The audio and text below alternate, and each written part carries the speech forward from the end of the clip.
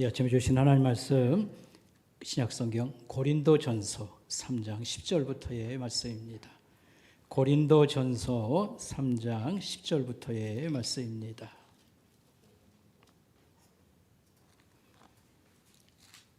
여러분이 가지고 있는 성경책 신약성경 266페이지 되겠습니다. 고린도전서 3장 10절입니다. 내게 주신 하나님의 은혜를 따라 내가 지혜로운 건축자와 같이 터를 닦아두매 다른 이가 그 위에 세우나 그러나 각각 어떻게 그 위에 세울까를 조심할지니라. 이 닦아둔 것 외에 능히 다른 터를 닦아둘 자가 없으니 이 터는 곧 예수 그리스도라. 만일 누구든지 금이나 은이나 보석이나 나무나 풀이나 짚으로 이 터 위에 세우면 각 사람의 공적이 나타날 터인데 그날이 공적을 밝히리니 이는 불로 나타내고 그 불이 각 사람의 공적이 어떠한 것을 시험할 것임이라. 만일 누구든지 그 위에 세운 공적이 그대로 있으면 상을 받고 누구든지 공적이 불타면 해를 받으리니 그러나 자신은 구원을 받되 불 가운데서 받은 것 같으리라. 아멘.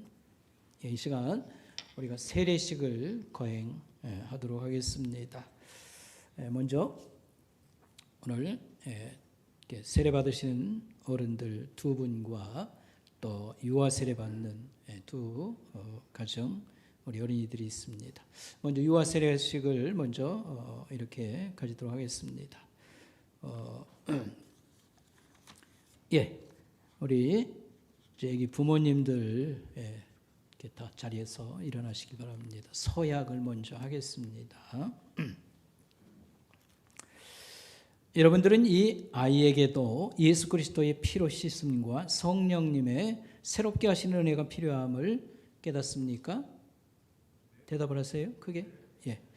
여러분들은 이 아이를 위하여 하나님의 약속을 믿고 바라며 저가 믿음으로 구원을 얻은 것 같이 제가 믿음으로 구원을 얻은 것 같이 이 아이도 주 예수 그리스도를 믿음으로만 구원 얻는 줄을 믿습니까? 여러분은 이 아이를 하나님께 바치며 이 아이를 양육함에 있어서 하나님의 은혜가 필요함을 깨닫습니까? 여러분은 이 아이에게 하나님의 말씀을 부지런히 가르치기로 약속하십니까? 여러분은 이 아이를 위하여 기도하며 이 아이와 함께 기도하기로 서약하십니까? 여러분은 이 아이 앞에서 경건한 믿음의 행위와 보온을 보이기로 서약하십니까? 여러분은 이 아이를 교회 기관에 참석하게 하여 주님의 교훈과 양육을 받으면서 자라게 할 것을 서약하십니까? 잠깐 그 자리에 앉으시기 바라겠습니다. 우리 이장님 나오셨어. 또 오시길 바라겠습니다.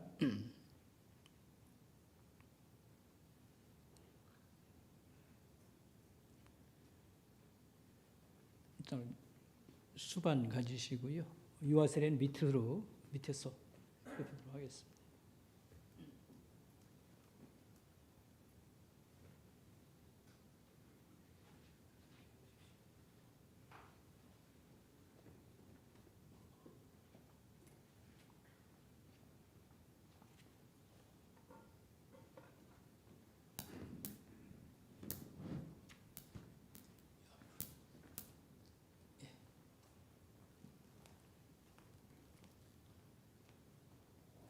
주 예수 그리스도를 믿는 성도의 자녀 최지안에게 내가 성부와 성자와 성령의 이름으로 세례를 주노라. 아멘. 거기 수건이 있으니까 머리 닦읍시다. 우리 도인이 주 예수 그리스도를 믿는 성도의 자녀 김도윤에게 내가 성부와 성자와 성령의 이름으로 세례를 주노라. 아멘.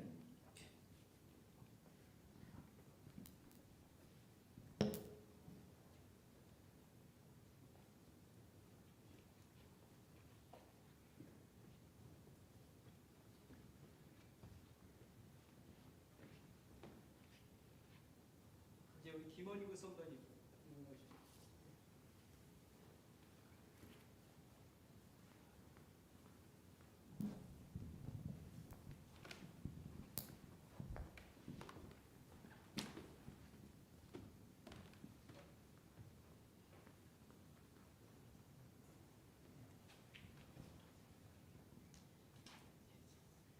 주 예수를 믿는 김원구 씨에게 내가 성부와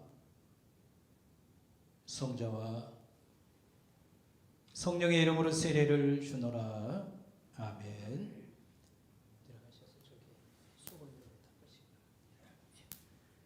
자, 우리 김춘자 성도님 올라오십시오. 예.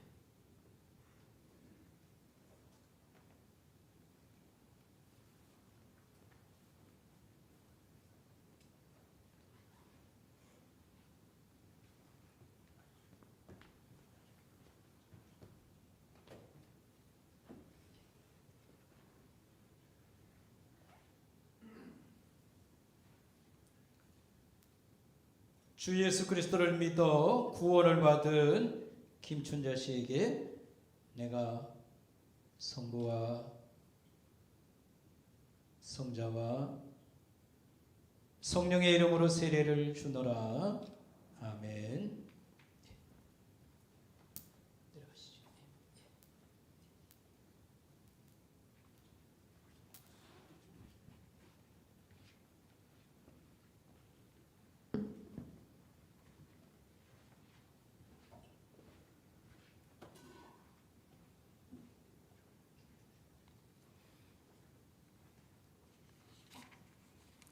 제가 한번 기도하겠습니다. 하나님 아버지 오늘 감사합니다. 오늘 특별히 귀한 세례식을 저희들 갖게 해주심을 감사합니다. 특별히 우리 주 예수 그리스도와 연합되고 또 하나님 백성으로서의 인치심이 있는 거룩한 예식을 거행하였사오니 하나님 또 이후에 하나님을 잘 믿을 수 있도록 믿음을 더하시고 영혼이 잘 되고 보험서 잘 되는 복으로 함께하여 주시옵소서. 특별히 유아 세례를 받은 두 어린이들 하나님 부모들이 잘 믿음의 본을 보이며 하나님 말씀으로 잘 키워낼 수 있도록 도와주시고 이들이 하나님 나라의 귀한 인재들이 다 되게 하여 주시옵소서. 감사를 드리옵고 우리 주 예수님의 이름으로 기도 올리옵나이다. 아멘. 예, 제가 공포하겠습니다.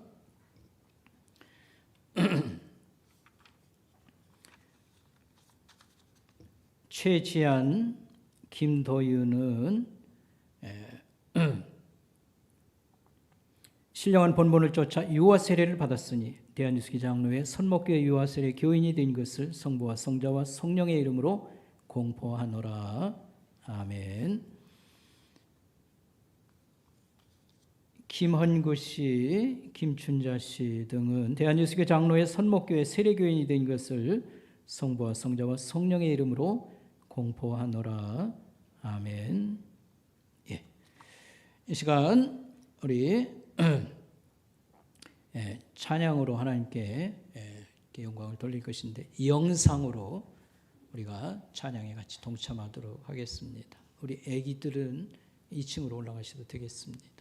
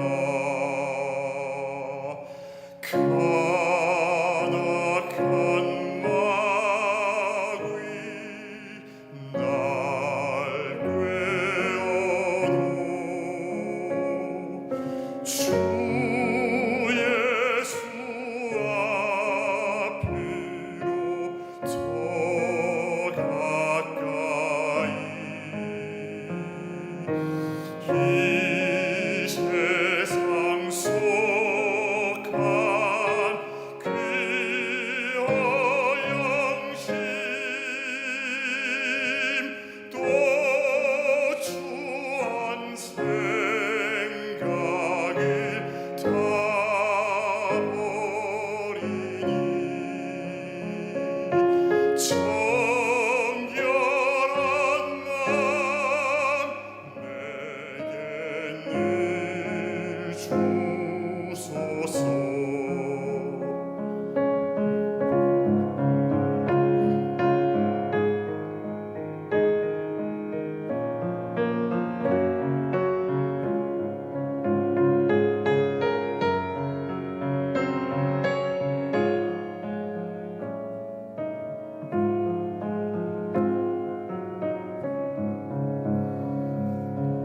이 세상 내가 살 동안에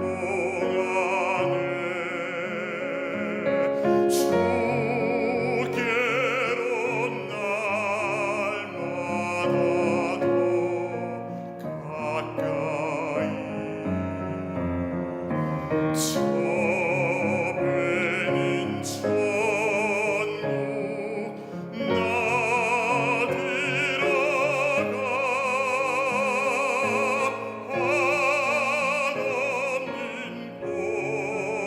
복락을 다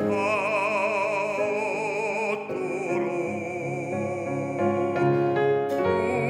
풍성하는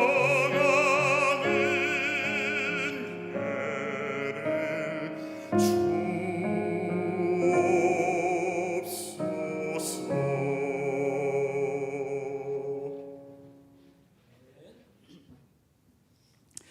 이제 코로나 전염병이 그 유행이 가라앉고 일상 회복을 우리가 시작한 시점에서 신앙 회복과 저희의 영적 부흥을 목표로 삼고 5월, 6월 달을 우리가 이 강력한 시동을 다시 거는 그런 기회로 삼고자 하는 것입니다. 그래서 제가 사실 5월 달은 첫 주부터 이렇게 가정을 중심으로 해서 말씀 준비를 해왔는데 2주 정도를 뒤로 좀 미루고요. 우리가 성화를 주조에 대해서 2번 말씀을 먼저 드리려고 이렇게 생각을 합니다. 겨울 동안에 우리 교회가 카페를 휴게실을 만들고 이제 봄이 돌아올 때 앞쪽에 화단을 꾸몄습니다. 시작을 해놓고 뭐 다 완성된 건 아닙니다만 그 어떻게 했냐면요. 예배당 출입문 쪽에 있는 그 고무통에 우리가 키우던 나무 4그루를 옮겨서 제자리를 잡아서 심었습니다. 특별히 여러분들이 주목을 해서 보셨는지 모르겠으나 바로 이 출입문 앞에 그 큰 고무통에는 공작 단풍이라고 하는 단풍나무가 있었습니다. 근데 이것을 고무통에다 키우다가 보니까 항상 제가 민망하게 생각됐습니다. 늘 아픈 사람 같았어요, 표정이. 그랬는데 저쪽에다 이제 카페 앞쪽에다가 제다리를 잡아서 심었더니만 머리를 풀어 제친 미인처럼 왕성하게 지금 이렇게 올라오고 있습니다. 너무 보기가 좋아서 여러분들 한번 참고를 해보시기 바랍니다. 우리 선목교회 성도들이 사실은 코로나 이 전염병 기간에 2년 이상을 사실은 손해를 여러 면에서 보았습니다. 아픈 사람의 표정처럼 우리가 이런 모습 아니었을까 생각을 해봅니다. 그러나 이제 다시 하나님이 다시 기회를 주셨으면 머리를 풀어제친 미인처럼 여러분들이 변신하고 건강하게 살아날 수 있기를 바라겠습니다. 아멘.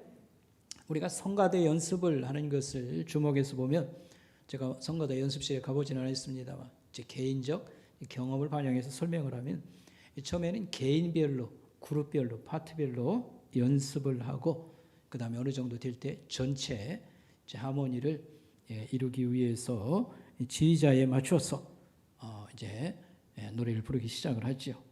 여러분들이 좀 협력을 올해 좀 많이 이렇게 해주시면 우리가 여러 면에서 살아나고 우리가 놀라운 그런 변화를 맞이할 것이다. 이런 약속을 드리고 오늘 말씀 준비를 이제 하게 되었습니다. 현대 교회의 어떤 모습들을 지적할 때에 늘 얘기 꺼내는 것이 있습니다. 우리 믿는 사람에게서 선한 행실들이 많이 나오질 않는다. 이런 거하고 또 한 가지는 하나님 말씀을 그렇게 많이 들으면서도 내적 변화가 너무 적다라고 하는 바로 지적사항입니다.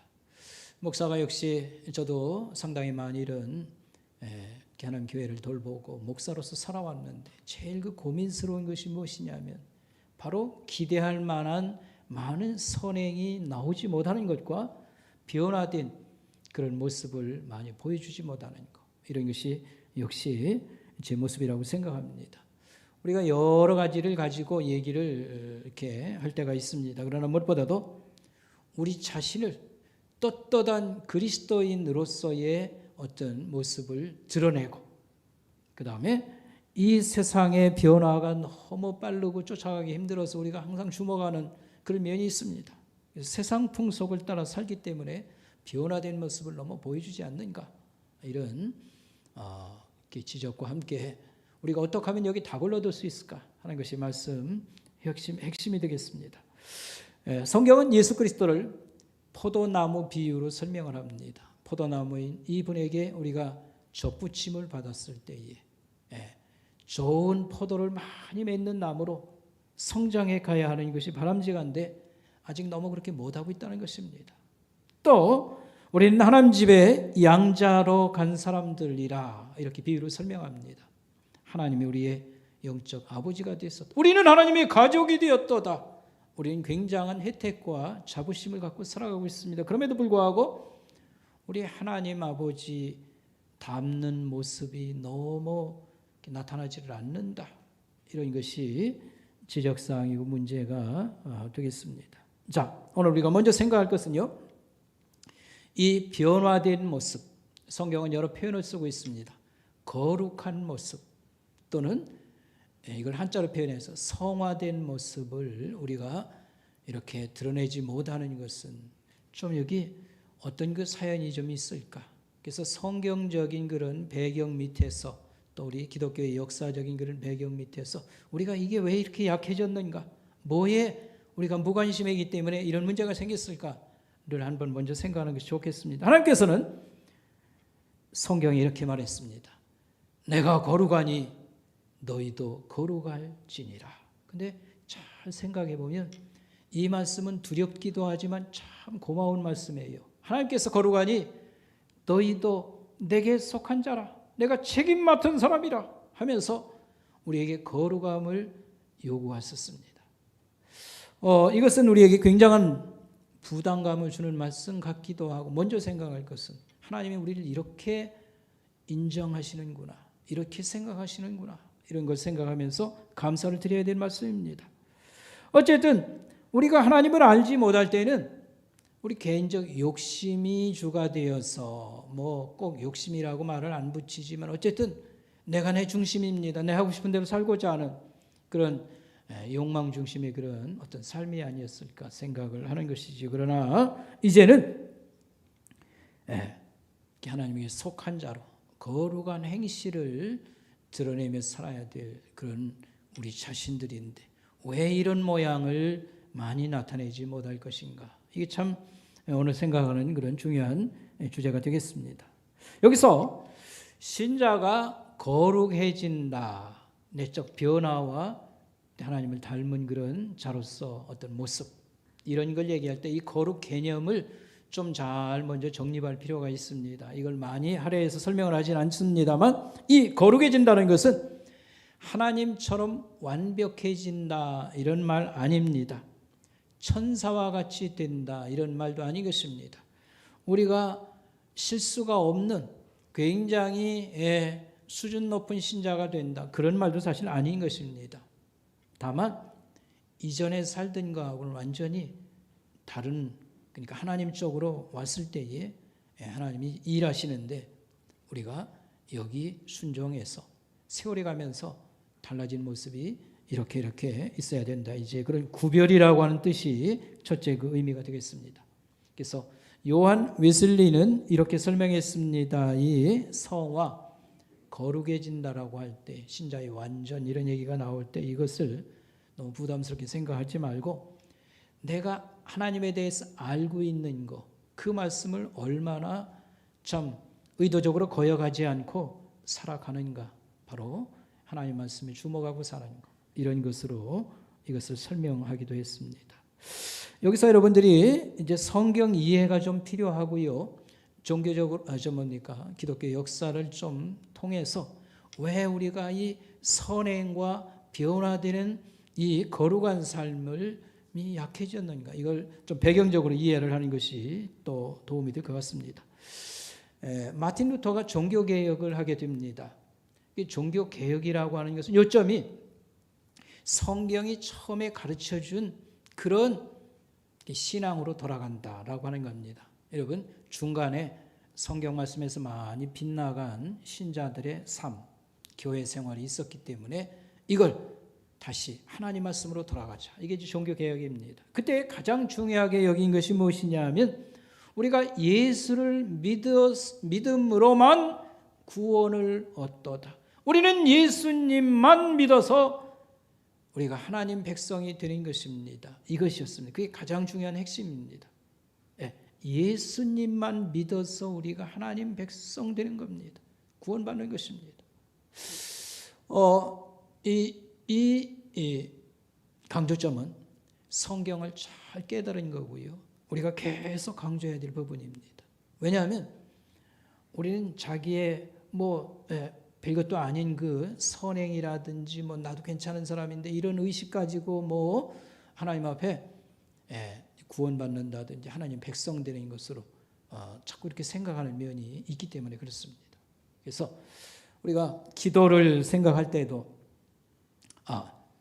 내가 그래도 좀 작년 올해 얼마나 그래도 신앙적으로 많이 와서 또 이렇게 신앙으로 살아보려고도 하고 이렇게 기도도 열심히 하고 그랬는데 왜 하나님이 기도를 응답을 안 해주죠? 자꾸 자기의 선행을 의지하고자 하는 마음이 있습니다. 그래서 천당 간다 할 때에도 내가 그래도 교회 다니지가 꽤 됐고 헌금도 많이 드렸고 그다음에 나름대로 좀 애를 많이 썼는데 천당 가는데 이런 걸 봐서라도 천당 가게 해주셔야 되는 게 자꾸 우리의 선행을 의지하는 마음이 우리에게는 있습니다. 그리고 실제적으로 로마 천주교회에는 세례를 경계선으로 해서 이전에는 예수님의 공로와 혜택을 통해서 우리가 죄도 용서받고 또 영생도 얻고 천국도 가고 그러지만 예수 믿고 나서는 선행을 거기다 프레스를 많이 해야 된다. 이게 로마 천주교의 교리이기도 합니다. 그럴 때 신학 박사였지요. 이 학생들을 가르치고 성경에 깊이가 있던 마틴 루터는 성경에 그런 말씀이 없도다. 매우 정직한 그런 선언을 하고 그 다음에 자기가 종교를 개혁을 하겠다고 시작한 건 아니에요. 사실은 비리가 너무 많기 때문에 이걸 고발하는 시작이 이렇게 된 겁니다. 그래서 하나님 말씀으로 돌아가자. 그래서 가장 중요한 것은 예수님 믿음으로만 구원을 받는다. 신앙 제일주의를 강조한 겁니다. 이것은 성경의 가르침 그대로입니다. 근데 그러다가 보니까 믿음을 강조하고 선행을 천주교가 플러스하는 것을 이걸 빼야 된다. 이렇게 하다가 보니까 신자다운 이 선한 행실, 이런 변화 이런 것에 대해서 주목을 하지 않게 됐다고 할까요? 그래서 이제 다른 종교는 다 선행을 강조합니다. 선행을 많이 해야 적선을 해야 좋은 데 간다. 복을 받는다. 선행을 모든 종교는 강조를 합니다. 근데 사실은 그렇게 많이 하지도 못해요. 우리가 무슨 착한 일을 하면 얼마나 하겠습니까? 늘 돌아봐도 부끄러운 것이 너무 많고. 그래서 우리는 하나님의 은혜로 하나님의 사랑과 돌봄으로 죄 용서함 받고 좋은 데도 가고 하나님의 무진장 많은 선물도 받고 그러는 겁니다. 오직 믿음으로만 우리가 구원을 받고 하나님 백성이 되었다. 이게 이제 성경의 가장 노린자이지만 그러다가 보니까 선한 그런 선행이라든지 또 하나님 백성으로 열심히 사는 여기에 별로 주목하지 않게 되었다. 상대적으로. 그 말씀 이해하겠죠? 자, 그런데 성경을 읽어보니까 이제 구원이라든지 기독교 신앙을 가장 잘 하나님의 영감을 받아서 기록하고 전해준 사람이 사도 바울이라는 사람입니다. 대단한 사람입니다. 종교적인 천재라고 일컫는 사람 사도 바울입니다. 근데 사도 바울은 예수님 이전에도 하나님 믿은 사람 있잖아요. 유대인들, 이스라엘 사람들입니다. 아브라함의 후예들. 그들에게 그들은 율법이라고 하는 하나님의 말씀, 그걸 이제 종교적인 법이라 율법이라 그걸 지킴으로 우리가 구원에 이르도다. 이걸 굉장히 많이 강조했어요. 그런데 원리적으로 틀린 것은 아니지만 율법을 행함으로 선행이나 마찬가지가 되겠습니다. 이걸 통해서 구원을 받는다. 이게 원리적으로 틀린 건 아니지만 여기에 너무 집착을 해서 하나님의 은혜, 하나님의 용서, 하나님의 이와 같은 그 믿음으로 우리가 그 구원을 받고 하나님 백성 된다고 하는 이 원리는 성경 구약 성서가 되나 신약 성서가 되나 잘 들여다보면 똑같은 거예요. 근데 여기에 그 유대인들이 너무 선행이나 하나님 말씀 지키는 것이 너무 크다고 이쪽으로만 너무 강조를 하니까 하나님을 믿어야 된다고 하는, 믿음으로 의롭다고 하는 이걸 로마서라든지 계속 성경에서 이것을 강조하게 됩니다. 그러다가 보니까 초대교회 때부터 선한 삶이나 가치에 대해서 등한히 하는 그런 모습이 나타나게 되었다. 그래서 초대교회에서부터 이런 문제가 생겼어요. 그래서 신약성경 뒤에 보면 야고보가 야고보서를 기록할 때 이 문제를 다룹니다. 우리는 믿음과 함께 선행이 있어야 된다. 이것은 선행으로 구원받는다는 얘기가 아니고 영혼 없는 몸이 죽은 것 같이 행함이 없는 믿음은 죽은 믿음이다. 그래서 살아있는 믿음은 반드시 아름다운 그런 열매들이 벌써 맺혀지는 것, 나타나는 것. 이렇게 해서 믿음과 선행이라고 하는 것은 함께 나타나는 것이고 함께 있는 것이지 믿음 따로 무슨 선행 따로 이렇게 봐야 될 것이 아니다. 이렇게 가르치고 있다고 말씀드리겠습니다. 자, 우리가 두 번째 생각해 보겠습니다. 매우 오늘 중요한 얘기가 되겠습니다. 우리가 예수를 이렇게 믿지만 예수를 믿어요. 그러니까 예배드리러 나왔습니다. 신앙으로 산다고 고백을 합니다. 그럼에도 불구하고 이 경건이라고 부르는 거, 하나님 앞에 우리가 믿음으로 사는 그런 생활을 이끌어서 경건이라고 표현합니다. 경건이라는 건 다른 말로 말하면 거룩함, 또 이걸 한자로 말하면 성화되는 것. 이걸 추구하지 아니하면 이것이 만약 없다고 하면 어떻게 되는 것입니까? 예수를 믿어도 이 거룩한 삶 또는 다시 표현하면 성화의 그런 과정, 또 이걸 다 털어서 이 경건에 힘쓰지 않으면 뭐 어떻게 되는 걸까요? 이렇게 질문을 하면 여기에 심각한 답변이 있다고 하는 걸 말씀드리겠습니다. 여러분 인쇄물도 참고하시길 바랍니다. 고린도후서 5장 10절에 2라고 된 데 볼 것 같으면 그리스도의 심판대 앞에서 상이 없도다 이렇게 말을 했습니다. 자, 고린도후서 5장 10절 보면요. 이는 우리가 다 반드시 그리스도의 심판대 앞에 나타나게 되어 각각 선악간의 그 몸으로 행한 것을 받으려 함이라 이렇게 말을 했습니다. 성경 얘기를 조금 오늘 본문 얘기가 되겠습니다. 고린도서 3장 21절. 제가 이제 그 부분을 설명하기 이전에 오늘 성경 본문 얘기를 조금 한 다음에 살을 붙여도 설명하겠습니다. 우리는 집 짓는 비유로 신앙생활을 집 짓는 비유로 설명을 했어요. 우리는 터를 잘 닦고 그 위에다가 집을 짓는 사람이다. 이게 예수 믿는 거다. 이런 비유로 설명합니다. 그러면 우리가 집을 지을 때 터는 무엇이냐? 기초가 잘 갖춰져야 되는데 기초는 예수 그리스도다. 그리고 그 위에다가 우리가 집을 짓는 사람, 이 집 짓는 게 신앙생활이다. 이렇게 설명을 합니다. 그럼 집을 짓는 것은 금이나 은이나 보석 같은 것으로 집을 지으면 나중에 하나님이 불로써 심판을 한다고 할 때에 다 집이 그대로 남아 있을 것이지만 나무나 풀로나 지푸라기로 집을 지으면 하나님이 불로 심판한다고 하면 다 사라지고 말 것이다. 이런 얘기를 오늘 성경 본문에서 얘기하고 있습니다. 이건 뭐 얘기를 하냐면 예수 그리스도 위에 금이나 은이나 보석으로 집을 짓는다고 하는 건 무슨 말이냐면 가치 있는 삶. 우리가 봐도 이거 버릴 것이 아니다. 누가 봐도 하나님이 인정해주는 가치 있는 삶을 살면 심판 때에 그대로 인정받고 상이 있을 것이라 이제 그런 얘기가 되고요. 여기서 나무나 풀이나 지푸라기로 집을 짓는 것만 지어놓으면 불이 지나가면 다 없어지고 산불 마냥이요 화재가 나면 다 없어지지 않습니까? 그래서 하나님의 심판대 앞에서 훅 부르면 날아가는 가치 없는 삶으로 살면 남는 게 아무것도 없다. 이거 후회스러운 그런 삶이 될 것이라. 이걸 비유로 얘기하면서 이렇게 또 말했어요. 상급이 없고 구원을 받되 부끄러운 구원을 받는다. 이런 말을 쓰고 있습니다.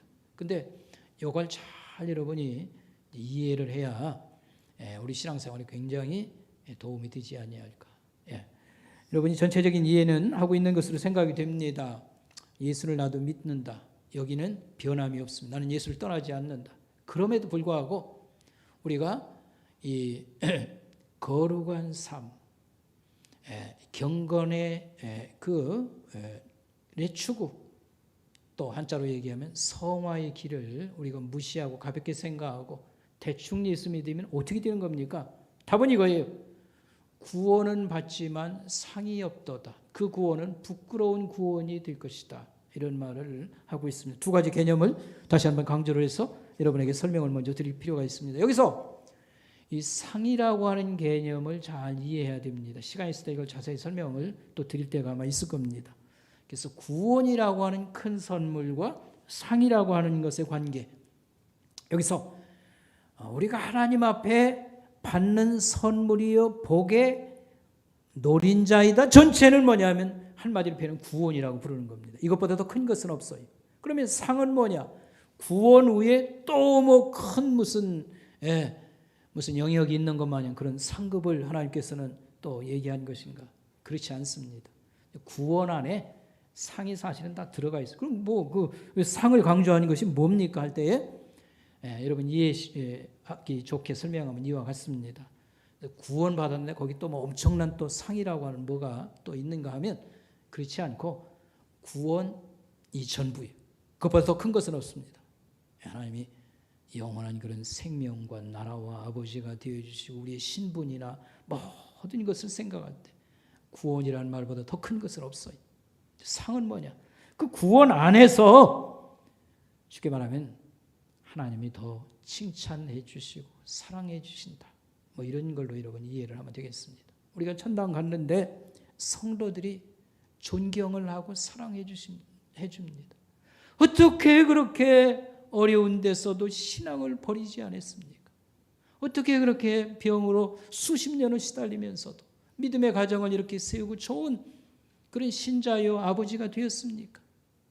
이 얘기를 들으면서요 그렇게 등 두드리며 기뻐하고 존경하고 사랑해 주는 거, 이런 게 상으로 여러분 이해하면 좋겠습니다. 우리가 사람이 많이 모이면 가까운 자리가 있고 먼 자리가 아마 있을 수 있겠지요. 우리가 천국에 갔을 때의 상이라고 할 때 더 주님 우리 하나님 가까이 있는 좌석을 배당받았다고 할까요? 뭐 그렇게 비유를 한번 해봅시다. 뭐 그런 게 상급이라고 봐야 되고, 좋은 모자를 씌워준다 뭐 면류관 얘기도 나오고 합니다만 이건 다 우리가 알아들으라고 하는 것이지, 천국 갈 때 뭐 여기 뭐 왕관 같은 거 하나 뒤집어 쓰고 높은 지위를 받아서 뭐 말 타고 왕노릇 한다, 이건 이 세상 개념이고, 사실은 구원이라고 하는 선물이 가장 큰 선물, 그 이상은 없어요. 근데 그 안에서 제가 설명한 것처럼 상을 주신다고 하는 것은 우리 예수님이 더 이렇게 기뻐해 주시고 또 사랑해 주신다고 할까요? 성도들이 더 존경하고 사랑해 준다. 그게 무슨 자리에 쭉 앉는다고 하면 예수님 좀 더 가까이라고 할까요? 어쨌든 이 땅에서도 예수를 잘 믿는 사람들을 볼 때 우리는 존경과 박수와 격려를 보냅니다. 감사를 드립니다. 부러움을 갖습니다. 어떻게 그렇게 힘들게 사는데도 신앙을 포기하지 아니하고 그렇게 좋은 가정을 그래도 유지하고 신앙의 모범이 되었습니까? 우리가 그러지 않습니까? 우리가 간증이라든지 여러 가지 얘기를 들으면서 나는 저 자리에 있으면 어떻게 했을까? 나는 절대로 그렇게 못했을 것이다. 자신의 약함을 우리가 고백을 합니다. 너무 존경스럽고 너무 감사합니다. 저런 분이 있어서 우리의 모델이 되고 우리의 빛이 되었습니다. 예수 믿는 것은 자랑스럽습니다. 이렇게 말하는 것처럼 우리가 하나님 앞에 갔을 때에 그런 것이 이제 인정받고 사랑받고 어떤 위치가 있다고 하면 하나님께서 또 이렇게 대우해 주시는 이런 것들, 이게 상이라고 봐야 될 것입니다. 여기서 그 반대 개념이 부끄러운 구원입니다. 우리가 오늘 그랬잖아요. 구원은 받되 부끄러운 구원. 그러면서 상은 없을 것이다. 이렇게 말을 할 때 사는 세상 너무 힘들고요. 저 살기 정말 힘들었습니다. 그래서 열심히 신앙생활 못했는데 부끄러운 구원이라도 있으면 좋은 거지요. 천당만 가면 되는 거지요. 여기다가 우리가 신앙의 목표를 마음속으로라도 한 번이라도 두어서는 안 된다. 이 얘기를 지금 하려고 하는 것입니다. 그럼 부끄러운 구원은 뭘 얘기하는 것일까? 라고 하면 여러분, 아브라함, 믿음의 원조, 우리가 존경하는 아브라함, 그의 조카가 있었습니다. 이름이 뭐였죠? 롯이라고 하는 조카가 있습니다. 원래 이 아브라함이 자식이 없었기 때문에 이 조카를 자기 아들처럼 생각하고 데리고 다녔어요. 그런데 롯이 이제 분가를 합니다. 재산이 많이 들고 목장을 이렇게 하고 이들이 사는 사람들이니까 양도 많고 종들이 많이 늘어나니까 서로 분가를 합니다. 근데 롯이 이 삼촌을 떠나가서는 사실은 신앙에서도 멀어지기 시작한 겁니다. 저는 소돔이라고 하는 도시로 가는데 거기는 죄악이 많은 곳이라고 그랬습니다. 음란하고 문제가 많은 땅이었는데 거기 가서 지도자 노릇을 할 정도로 소돔 사람이 되어버린 거지요. 그래서 사실은 하나님께서 이 소돔성 멸망 때에 아브라함이 그 성 멸망을 위해 한다니까 중보 기도하지 않습니까? 그래서 그 기도 때문에 하나님께서 그 조카를 꺼내주는 겁니다. 그래서 소돔성이 멸망당할 때, 이게 화산 폭발인지 뭔지는 모르지만 불로 멸망당할 때 롯이 천사들에 의해서 강제로 이끌림을 받아요. 강제로 구출받았어요. 그러나 그 아내는 죽임을 당합니다. 소금 기둥이 되었습니다. 그리고 그 다음 얘기 더 부끄러운 얘기입니다. 입에 올리기 참 부끄러운 얘기예요. 그 딸들이 뭐라고 하냐면 이 땅에 하나님 믿는 사람이 찾아보니 우리 주변에는 없는 것 같고 그래도 씨는 남겨야 되지 않냐. 아버지 술퍼 먹여가지고요. 아이를 낳습니다. 두 딸이요. 얼마나 참 창피한 노릇입니까? 그러니까 이 소돔성에서 하나님을 버린 건 아니지만 그들의 삶이라고 하는 것이 이 죄악과 문제 있는 것을 우리가 변화를 못 시키더라도 그 혼박 뒤집어 쓰지 말아야 되는데 그냥 다 받아들였다고 할 겁니다. 성적 또는 어떤 윤리적 수준이 이 정도였다고 하는 걸 이제 보여주는 것은 그들이 경건 생활, 하나님 가까이 하고 철저히 사는 게 제대로 안 이루어졌다고 하는 걸 반증하는 것이지요. 그래서 부끄러운 구원이라는 것은 이런 것입니다. 우리가 말도 꺼내지 말아야 됩니다. 어떻게 해서라도 천당이라도 들어가면 되는 거지 거기다 우리는 목표를 두고 신앙생활에서는 절대로 안 되는 것입니다. 또 하나 예를 들면 돌아온 탕자 얘기. 아버지 유산을 살아있을 때, 유산이라는 건 아버지 돌아가시는데 이게 성립이 되고 받는 거 아닙니까? 살아있는 아버지에게 유산 내놓으라고 못된 놈이지요. 그래가지고 그걸 다 허랑방탕하게 이렇게 살다가 거지가 돼서 돌아오는데 그래도 아버지는 그 자식이라고 하는 그 인연이 있어가지고요. 저가 돌아올 때에 열렬히 환영을 하면서 목숨만 건진 것 말이죠. 난 고맙게 생각하는 그 아들을 이렇게 환영을 해줍니다. 거지 같은 그런 복장을 하고 돌아올 때. 근데 이 얘기는 하나님 아버지가 우리 예수 믿는 사람을 받아주신 그 사랑 얘기예요. 근데 이걸 우리가 잘 알지 않습니까? 하나님이 우리를 이렇게 열렬히 문제덩어리지만 받아주셨구나. 근데 여기서 우리가 이제는 하나님 자녀다운 삶을 목표로 변화가 있고 또 아름다운 모양으로 살아가는 이런 아들로 이렇게 우뚝 서야 되는 건데 우리가 30년 예수 믿고 하나님 앞에 가는 날 또 이 탕자의 모습을 하고 천당문 앞에서 나를 좀 하나님 만나주세요. 나 좀 받아주세요. 이 거짓골을 또 보이면서 두 번째 이 탕자의 모습을 보여서 나 좀 살려주세요. 그래야 되겠냐 이 말입니다. 여러분 부끄러운 구원이라고 하는 것은 말도 꺼내지 말아야 될 것입니다. 우리의 신앙의 목표는 분명해야 됩니다. 여러분, 아이를 낳아서 키울 때에요, 아이가 건강하게 쑥쑥 자라고 또 뭐 사람 구실도 하고 해야 부모가 참 자식 낳아 키우는 보람을 갖는 거 아니겠습니까? 농부가 포도나무를 심고요, 감나무를 심을 때 여러분 어떻습니까? 포도가 가득히 열리고 꽃이 만발하고 열매가 가득하고 이것 보자고 농부가 이거 심은 거 아니겠습니까? 하나님은 이 땅에 우리가 경건한 자들, 하나님을 잘 믿는 사람들, 또 사람 같은 사람들, 여러 사람들이 부러워하고 존경하는 사람들이 가득 찬 세상을 목표로 삼으신 것입니다. 근데 예수 믿는 사람들이 다 목표가 뭐 부끄러운 구원이라도 어떻게 뭐 천당 들어가면 되는 것이지, 이 정도 목표 가지고 살아가지고 나타나면 이건 정말 아름다운 모습이라긴 정반대가 되는 거 아니겠습니까? 우리의 신앙의 목표는 여기 거룩함에 있어야 되는 것이고, 그 다음에 우리 구원의 그 서정 속에 성화라고 부르는 것인데, 이 경건이 열심히 하는 것이 우리의 목표가 되어야 될 것입니다. 아멘. 우리가 이제 세 번째로 생각할 것은요, 어떻게 하면 그러면 이 거룩함을 키울 수 있을까? 어떻게 하면 이 성화를 촉진할 수 있을까? 이런 고민을 생각하는 것입니다. 저는 존경하는 그 존 스타트 목사님이라고요, 영국의 유명한 목사님이고요, 대신학자이지요. 개인적으로 많이 존경하고 열심히 그의 책을 읽고 그럽니다. 그가 고린도후서 3장 18절 말씀을 가지고 설명을 좀 했어요. 그거 한번 참고하겠습니다. 여러분, 고린도후서 3장 18절 거기 있지요? 거기 한번 같이 보시기 바랍니다. 자, 한번 같이 다 읽어보겠습니다. 우리가 다 수건을 벗은 얼굴로 거울을 보는 것 같이 주의 영광을 보매 그와 같은 형상으로 변화하여 영광에서 영광에 이르니 곧 주의 영으로 말미암음이라 그랬습니다. 이 짧은 한마디 속에 우리가 어떻게 하면 거룩함을 키울 수 있을까? 여기 이런 내용이 다 여기 들어 있습니다. 자, 간단히 설명하면요, 우리가 다 수건을 벗은 얼굴로 좀 똑바로 쳐다보자.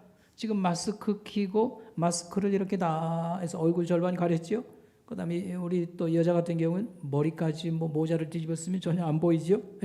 이거 다 벗고 정면으로 얼굴과 얼굴을 마주 보고, 근데 누구를 마주 보냐면 우리가 예수 그리스도를 이렇게 그의 영광스러운 얼굴을 주목하고 보자, 이 말입니다.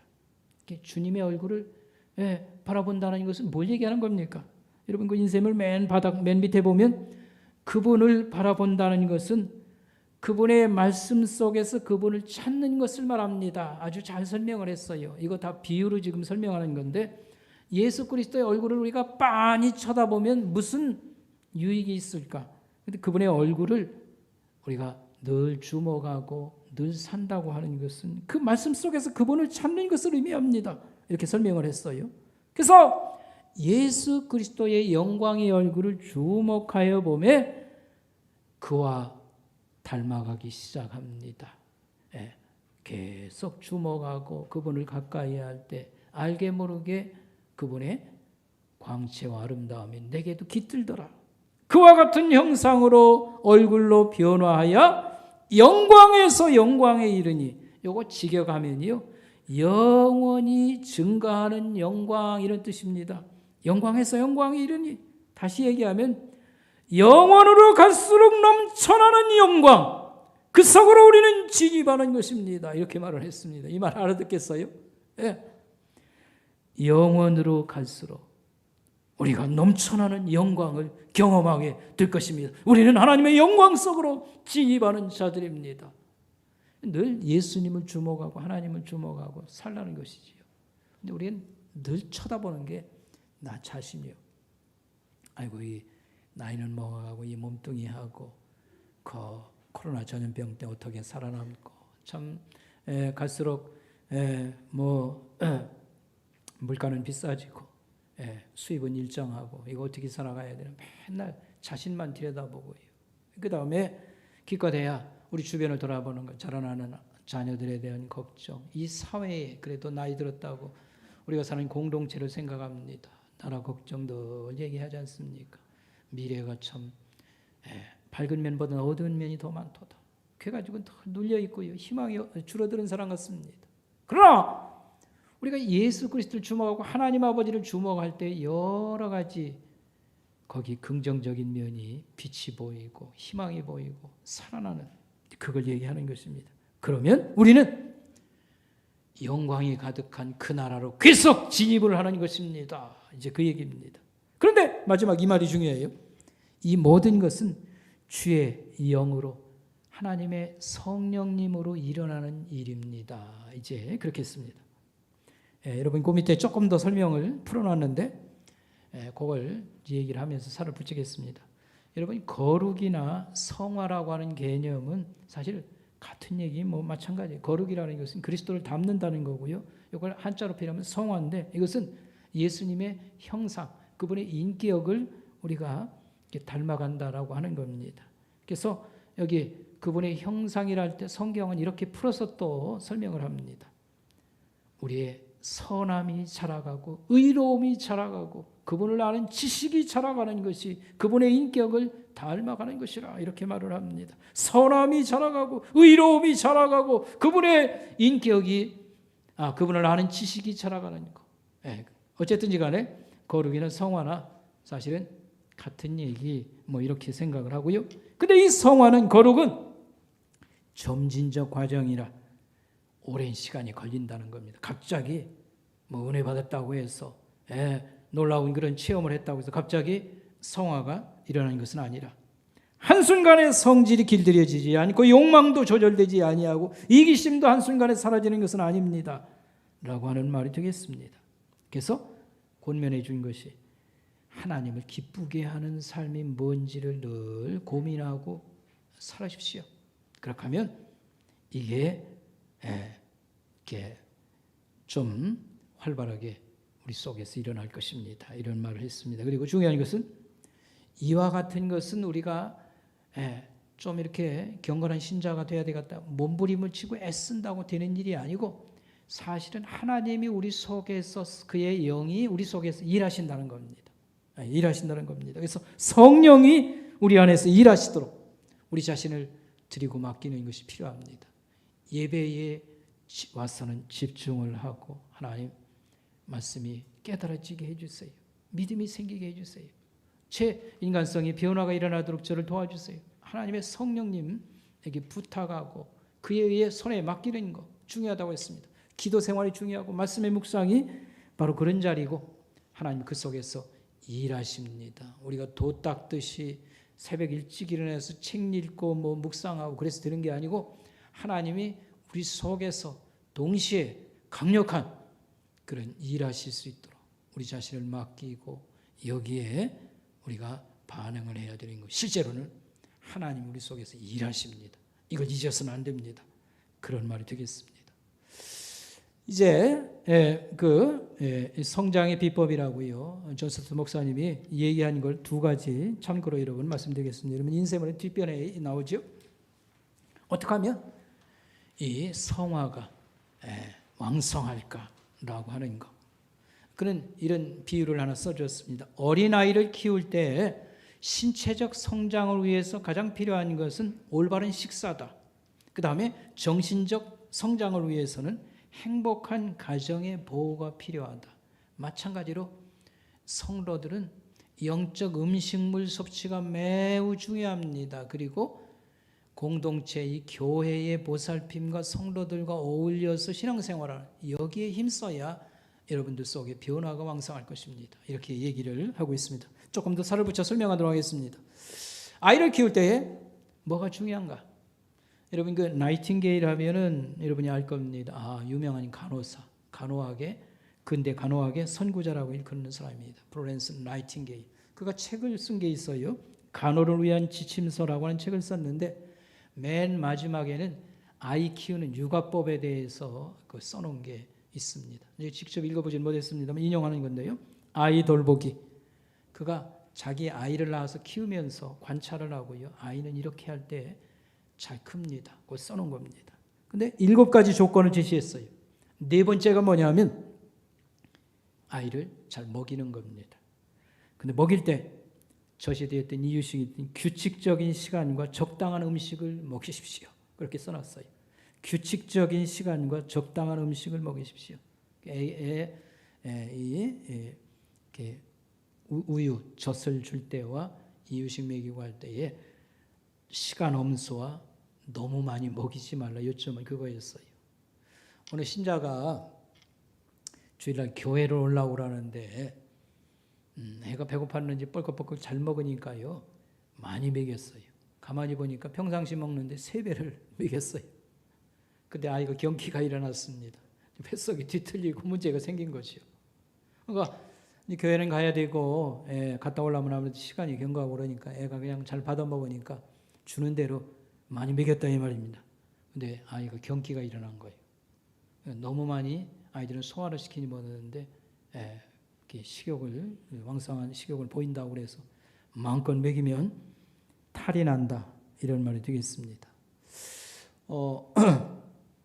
우리 교회가 계속 성경 묵상을 강조하고 우리 성도들이 그래도 많이 따라주고요. 또 작년에 큐티 방송, 이 코로나 사태 속에 우리 부교육자들이 큐티 방송을 이렇게 해서 우리 성도들이 또 그것도 많이 이용하고 이렇게 해서 잘 은혜 받고 협조하는 분들이 늘어나서 감사하게 생각합니다. 근데 이게 좀 한정되어 있어요. 제가 바라기는 더 많은 성도들이 참여를 원합니다. 성경 묵상같이 소중한 게 없습니다. 여러분이 오해서는 안 됩니다. 성경 묵상은 한국 교회나 최근에 와서 한 20, 30년 전부터 이게 유행했다 이렇게 생각하면 안 됩니다. 그건 아주 큰 오해입니다. 외경이라고 성경 시대에 저술들 책들이 있어요. 근데 외경 중에 바나바 서신이라고 하는 책이 있습니다. 그건 누가 썼는지는 모르겠어요. 무명의 저자인데 거기서 이렇게 말을 합니다. 신자들, 하나님, 예수 믿는 신자들, 하나님 백성들은 묵상을 즐거워하는 사람들입니다. 이렇게 말했고요. 주님의 말씀을 새김질하는 사람들입니다. 우리가 묵상이라는 것을 정확히 집어서 얘기한 겁니다. 사실은 그 역사를 더듬을 때 중세기라든지 그럴 때에는 성경책이 많이 보급되지 않으니까 그들은 어떻게 했냐면 기도하면서 자연을 관찰해 가면서 묵상을 했어요. 하나님, 어떤 분들은 이렇게 얘기했어요. 두꺼비를 보면서 은혜를 받아요. 하나님, 나 저렇게 괴상망측하게 생기지 않게 해주시니 너무 감사합니다. 하여튼요, 아침에 떠오르는 해라든지 그들은 명상, 묵상을 하면서요, 주로 자연이 교과서가 되면서 항상 하나님 말씀을 마음에 담고 깊이 묵상하고 있습니다. 그런데 이 바나바 서신에 보니까 이게 초대교회 때부터 성도들은 성경 말씀을 새김질하는 사람, 그것을 아주 큰 기쁨으로 생각하는 사람이라 이렇게 써놨어요. 그러니까 이거 한국에 이게 이 유행이 나 시골서 자랄 때 우리 부모들이 이런 거 못 봤는데 그러나 여러분 우리 부모님들도 있지 않습니까? 농한기 되면요, 쫓아가서 보리쌀 한 2대박 좀 들고 가가지고 있지 않습니까? 같이 며칠 먹어 자면서 성경을 배우고 굉장한 열정을 보이고 기도하고 그랬습니다. 우리가 그걸 잊지 말아야 되겠습니다. 그래서 이 성경 묵상 이건 우리 교회 안에서 좀 더 폭발적으로 이렇게 성장했으면 좋겠다. 이런 말씀을 여러분들이 협조했으면 좋겠다. 말씀을 드리고 싶습니다. 그렇게 하고요. 이 행복한 가정의 보호가 있어야 애는 잘 큽니다. 벤자민 스포크 박사라는 사람은 육아 백과사전이라는 책을 냈습니다. 이게 최근 몇 년 전에 한국에서도 번역이 됐어요. 저는 그 사람 얘기만 듣고 인용을 많이 했습니다만 어쨌든 저도 그걸 갖고 있는데 충분히 읽어보진 못했습니다. 근데 육아 백과사전에 를 지은 사람인데 벤자민 스포크 박사에게 애기 어머니들이 늘 묻습니다. 어떻게 하면 우리 아이 잘 키울까요? 늘 답변은 간단했어요. 부부가 사랑하면 그런 가정을 잘 만들면 애는 거기서 무조건 잘 크는 겁니다. 늘 그렇게 얘기했습니다. 그래서 가정을 사랑의 어떤 풍성한 그런 좋은 그런 가정을 이렇게 세울 때 자녀들이 잘 크도다. 행복한 가정의 보호가 필요하다. 여러분 신앙생활을 잘하는 방법은 주님께서 믿는 사람들을 모아놓고 또 그 다음에 이제 목사를 세웠고 또 교회 안에서 이렇게 행복한 신앙생활이 왕성해야 됩니다. 어떤 분들은 그래요. 저 예수 믿은 지 좀 됐습니다. 오래됐는데 목사님 저는 신경 쓰지 말고 그냥 새신자들, 자라는 세대들 많이 신경 써주세요. 안 그렇습니다. 잘 믿는 부모 밑에서 잘 믿는 자녀들이 계속 대를 잇는 거예요. 목사인 제가 지금 나이가 목사가 된 지 근 40년이 가까운데 성경은 정말 깊이가 대단합니다. 그래서 계속 연구하고요. 계속 책도 사드리고 끊임없이 이 말씀을 할 때 여러분들에게 나눠주고 싶은 것도 너무 많다고 하는 말씀을 드리고 싶습니다. 그래서 올해는 우리가 잘 모이지 못했는데 잘 모여야 되고요. 여러 가지 강조할 부분이 많이 있을 때 여러분들 협조를 이렇게 해서 영적 왕성한 그런 성장과 내면의 변화가 일어날 수 있도록 그렇게 해주시면 좋겠습니다. 여기서 이제 마지막으로요. 이 켄달이라고 하는 분이 거룩한 삶을 좀 촉진하는 자기 나름대로 자기 방법을 여기 소개했습니다. 이 켄달이라는 분은 청교도 마지막 청교도의 모범이라고 일컫는 그런 로이드 존스 목사님의 후계자로 목회했던 분입니다. 그는 나는 거룩함이라고 하는 것을 얘기할 때 내 나름대로 만든 목록이 있습니다. 그렇게 얘기했어요. 뭐냐면 용서. 우리는 사람을 잘 용서하지 않습니다. 그래서 자기는 용서, 감사하고 사는 것, 성적 순결, 쓴뿌리가 없는 마음. 히브리서에 나오는 말씀인데 잘못된 교리를 얘기하지만 죄라든지 악한 감정이나 습관을 얘기합니다. 그런 것을 마음속에서 캐 없애려고 하는 것, 성령님 안에서 살아가는 것, 그리고 빛으로 나아감, 하나님의 영광을 구하는 그런 삶. 플러스해서 가난한 자, 소외된 자, 억눌린 자, 고통받는 자, 감옥에 갇힌 자를 돌보는 것. 이걸 요약하면 죄 죽임과 선행과 성령 안의 안에서의 삶이라 이렇게 말하겠습니다. 죄 죽임이라고 하는 것은 청교도들이 많이 고민하고 그 지도자들이 책도 많이 써낸 제목입니다. 어떻게 하면 우리 속에 이 변화가 이 장애물들을 제거할 것인가? 죄 죽임 플러스 선행, 성령 안에서 삶. 이런 걸 우리가 좀 소개받으면 거룩에 힘쓴다고 하는 것이 도대체 어떻게 해야 되는 건지 여러분이 좀 감을 잡을 수 있을 것입니다. 여기서 조금 적용을 하고 이제 마치도록 하려고 합니다. 우리가 올해는 이렇게 좀 늦게 출발하는 그런 느낌이 있습니다. 어쨌든 우리 성도들이 그래도 열정을 여기저기서 보여서요. 너무 목사로서 감사를 드립니다. 좀 잘해보고자 한다든지 새싹이 올라오는 것처럼 이런 징조들. 특별히 우리가 선행을 할 때에 여러분 하나님 말씀을 전파하고 나눠주는 것 같이 좋은 그 선행이 어디 있겠습니까? 우리가 인도네시아 성경학교를 지금 추진하는데 그래도 잘 지금 준비되어 가고 있는 중에 있습니다. 7월달 개교가 되고요. 이게 잘 자리 잡으면 내년도에는 두 번째를 우리가 목표로 이제 다시 여러분에게 제시하고 하려고 하는 것입니다. 그래서 계속 예수 믿는 사람들이 일어나고 또 교회 안에서 이 교육이 이루어지는 그런 지도자들을 배출하는 이런 거. 그 다음에 우리가 이 땅에서 죄악이 퍼지는 것을 우리는 막아야 됩니다.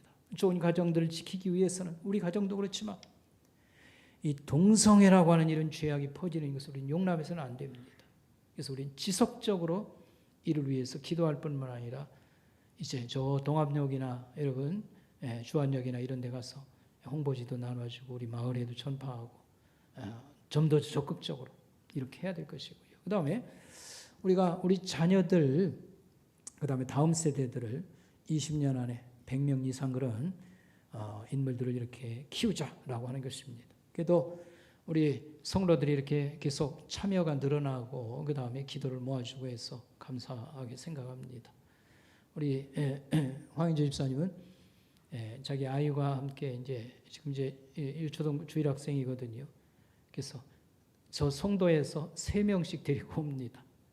그런데 또 지난주에는 5명을 데리고 왔어요.